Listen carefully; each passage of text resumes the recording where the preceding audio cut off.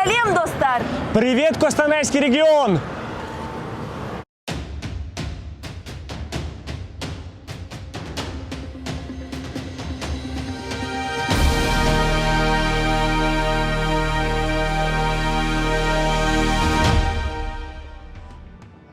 В эфире онлайн-проект Ассамблеи народа Казахстана Костанайской области Travel Costa Region, который проходит в рамках проекта «История родного края».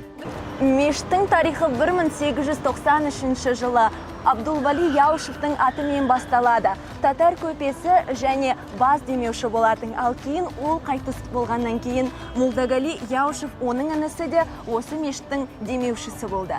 Яушев? Какая знакомая фамилия?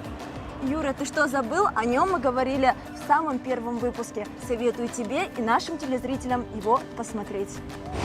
Вообще, история здания уникальная. В советское время, в 1931 году, здесь был кинотеатр и клуб. А вот в годы перестройки, перестройка добралась и сюда. Здание переделали под концертный зал областной филармонии.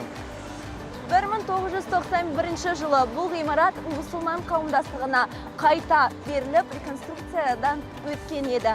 Кейін бұл ғимараттың тарихи және мәдени көріктілігі бар деп, тарихи және сәулетті ескерткіштерінің тізіміне енген еді. Вот такая вот получилась история. Еще больше фактов о родном крае вы можете узнать в наших выпусках, которые выходят на платформах YouTube, Instagram и TikTok. Келесі кездескенше, достар.